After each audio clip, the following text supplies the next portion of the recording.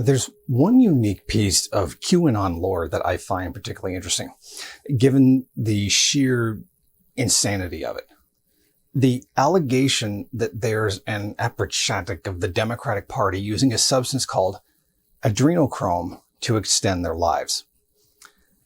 The claim is that they inject themselves with it on a regular basis to make themselves immortal, because no American liberal politician has ever died, apparently.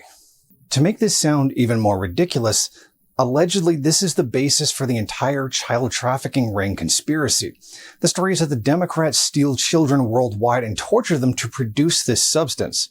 Adrenochrome allegedly can only be produced from the bodies of children who have been tortured. Now, this really should have been enough to convince anyone that it isn't true. But there's enough people that believe it that they've posed a threat in real life. Here's a prime example.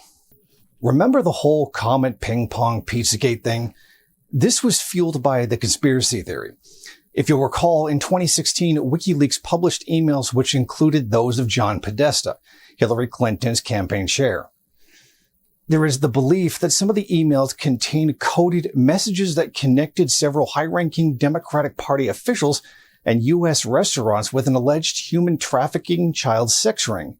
One of the supposed locations was Comet Ping Pong Pizza. After being heavily promoted by alt-right and conservative media, Edgar Madison Welch of Salisbury, North Carolina, stormed the pizzeria with an AR-15 and a revolver in an attempt to rescue the fictional children.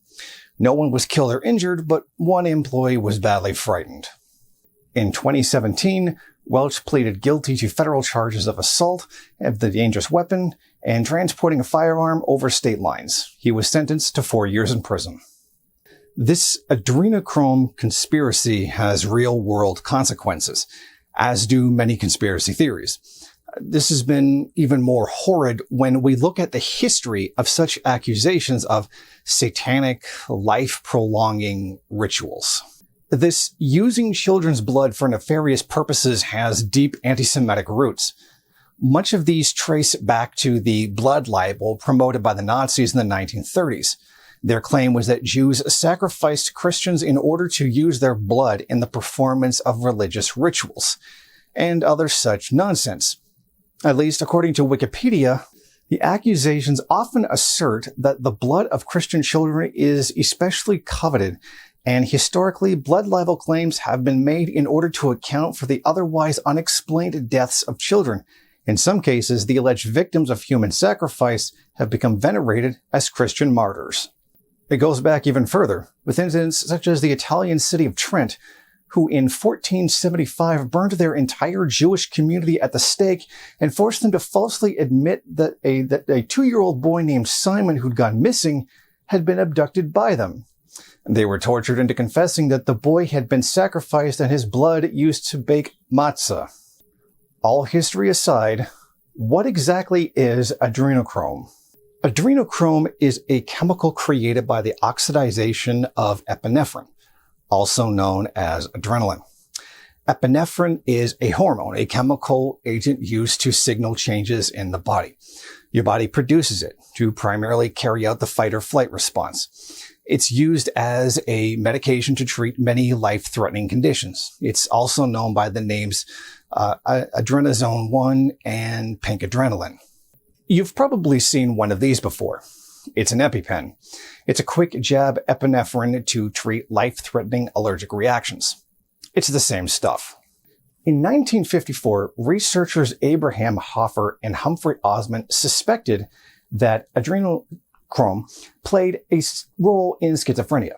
They created the adrenochrome hypothesis. He and Osmond in 1967 speculated that megadoses of vitamin C and niacin could cure schizophrenia by reducing brain adrenochrome. In 1973, the American Psychiatric Association reported the methodological flaws in Hoffer's work on niacin and schizophrenia treatment and referred to follow-up studies that did not confirm any of the benefits of the treatment. Multiple additional studies in the United States, Canada, and Australia similarly failed to find any benefits to the megavitamin therapy to treat schizophrenia. Now, if you actually take it, It's really just oxidized adrenaline. Your body might convert it into neuromelanin, but you'll likely just pass it through urine. Your body's designed to remove anything related to oxidization pathways. However, having said that, there's some evidence that adrenochrome also have been shown to be psychomimetic agents that produce EEG abnormalities. Some studies have suggested that it acts as a cardiotoxic agent, meaning it will damage the electrical impulses that make your heart beat. Similar to what you would see in anorexia nervosa, but the research it's still quite thin. Now, it's quite easy to make at home. There's really no need to torture children in order to make it. It's basically already made by your own body.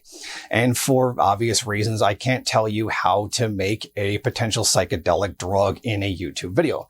But I assure you, it's actually quite easy to do. But there are better highs that are actually even easier to make in your home. Now, having said that, don't try this at home. So, why is nonsense like this so prevalent? Why do people fall for such complete and utter nonsense like this? There's no evidence for this whatsoever. You really have to have a delusional level of false association. People are taking two things that have nothing to do with each other, changing their meaning and connecting them. This right here is a prime example of the way they think. They rewrite everything to be a coded word for something else. This is the only way they can be correct, is to change almost every word in the Podesta email to mean something else. The whole conspiracy is completely fabricated. It should be obvious. There is no Satan. He's not real. Drinking children's blood won't give you any benefit. There's no medical evidence at all of such a thing could even be possible. The content of human blood is public knowledge.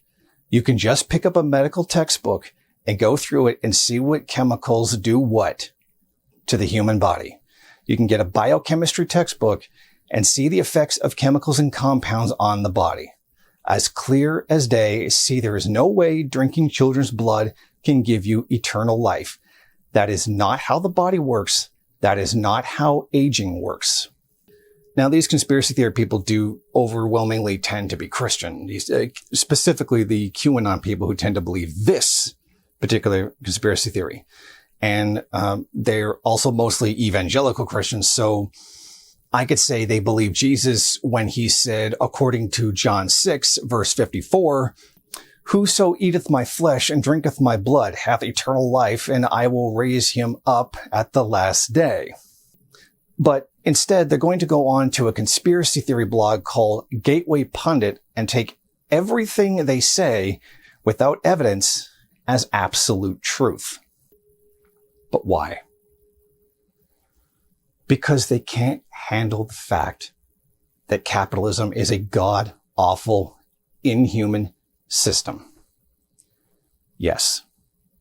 They cannot reconcile their view that capitalism is a wholly pure, infallible idea with the horrors that it's caused over the centuries. The billions that have been killed by it. Yes, billions. They can't understand why their perfect system keeps bombing children, keeps failing to provide for basic necessities, and is so repressive. In their eyes, capitalism cannot be bad.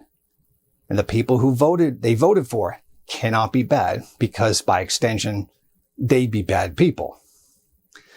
It must be some kind of outrageous, sinister force that is as equally sinister as the crimes being committed. That, of course, must be a satanic conspiracy. Unless, of course, a Republican is in the White House.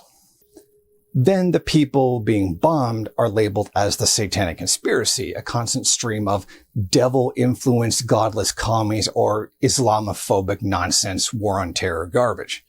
Now, don't get me wrong. Liberals are relatively the same. They're anti-war, until a Democrat gets into office, and then suddenly they're pro-war. As I've said many times before, conspiracy theories are basically blame anything but capitalism. Capitalism is the real religion. Thank you for watching. If you like this program, then please head over to my Patreon page and set up a monthly donation. It's your donations that keep this program running. Also, if you would like, please rate, comment, subscribe, and share in various social media.